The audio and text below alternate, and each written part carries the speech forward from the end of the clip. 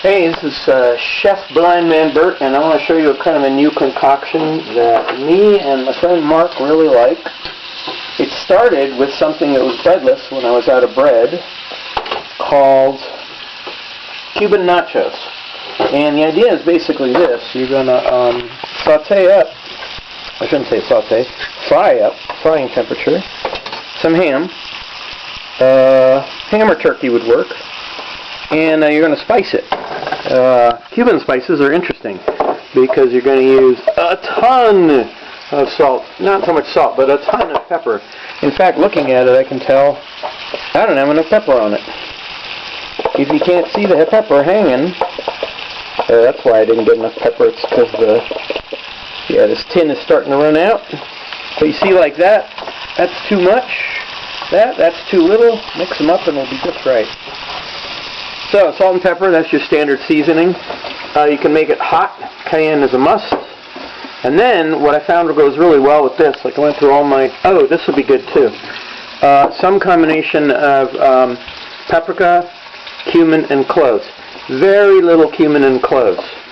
Paprika is a welcome addition. I didn't think of that the first time around. Let's try it. What you're aiming for is actually a Jamaican-style flavor, where it's a little sweet. You can think of it as, oops, it's probably too much. That was a little too much. But we'll go with it. We're improvising. Yeah, so this is going to be paprika. The combination of paprika and cayenne is brilliant, I think. And oh my God, this smells so good. Where's the what do you call it? The smell button on this video. Now, meanwhile, I'm down here. I got the oven going. I'm going to brown a little. I'm going to toast some bagels. I got 2 left. Toast some bagels. You're going to basically make a Cuban sandwich of sorts with just the bagel, slather of mayonnaise, horseradish, mustard, 1 or 2 kinds of cheeses. Melt the cheeses either in the microwave, as I'm going to do because I'm not going to bother making a true Cuban sandwich. True Cuban sandwich, you basically have to get some way of pressing flat at high, like almost like crepe temperatures, a sandwich. It's going to make the cheese melt and everything. It's a very delicious thing. So I've got mustard and horseradish and not much else. Little paucity there. Oh, and a very key thing would be a little fresh lime to put over the end. So basically the idea is, so basically it's just salt, pepper, cayenne, and think of the cayenne as paired. Think of it like this. You got 3 pairs. You've got salt and pepper. That's your Cuban basic. Must have this to survive. Much more so than American levels of seasoning. Then you have your cayenne paprika. Lean towards the cayenne and just set your own kind of hot. And then in just very minute quantities, especially on the cloves. Just a dash of cloves, powdered cloves, and cumin to make that. Then we're going to assemble a sandwich. When I'm all done, and I show you coming out of the microwave, you'll see it again. And we're back. I'm going to show you the assembly phase here. You know, I forgot to mention that up until just now, I was always cutting these, you know, off of the ham that they would come. I'll show you how the ham comes. I like to get these bricks. They're signature Safeway brand, smoked boneless cooked ham. And these were actually half off, so that was a good deal. Stocked up on those and filled my freezer. Anyway, I used to just cut like medium-sized chunks out of the ham and fry them whole. But I believe if you do it like this, it's easier to fry them. They fry up faster and more evenly. And also they seem to get coated more easily with the spice. So I might experiment with just having this sliced. You'd basically take off kind of thick chunked things and then slice it. So here's the assembly. Slather some mayo up in there. You notice these are lightly toasted bagels on both sides. I did it perfectly. Usually when I do this when I'm talking, I burn the toast. So you don't want to you got to keep an eye on the broiler. Okay, so you just basically slather some mustard on there. This is also where if I had pickles, I'd lay some pickles out. Gosh, this is hard to open one-handed, isn't it? Yep, there we go. almost out of horseradish, but I should be able to squeeze a little bit more out. This is good stuff. I had some really good horseradish here, but it didn't last very long. This is just Safeway brand. Cheap as hell. And you know, that's another thing about the sensibility of a lot of my recipes and perfect recipes, is they're budget recipes. They're not meant to be expensive. Put a little bit of lime on in there. Oh, this is going to be good, I can tell. I actually tasted the meat, and as much as I thought that was too much paprika, it turned out to be just the right amount. So dollop a few, a few bits of lime on in there.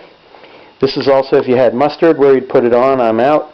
This is also where you'd slather on a couple of pickles. Then comes the ham, like so.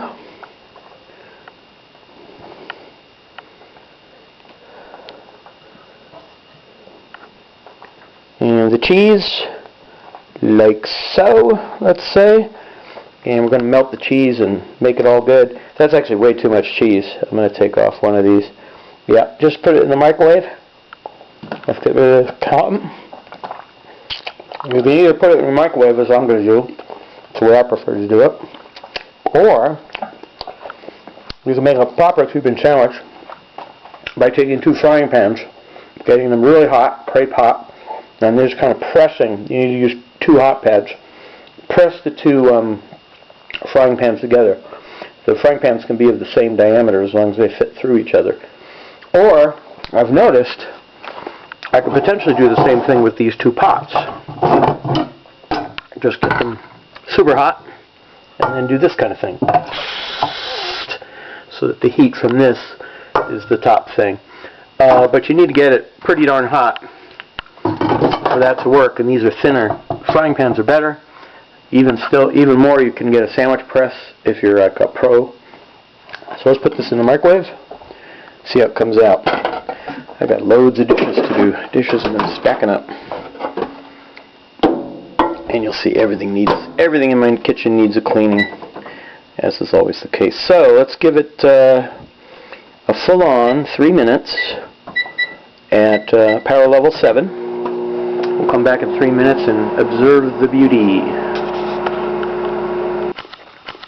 Alright, we're back after the 3 minutes, which was actually a little too long. Looks like 2:30 would have been perfect. Final assembly stage. Just put the top on the bottom. Boom. Cut it in half. Which I can't do two-handed. Boom. Look at that lovely thing right there.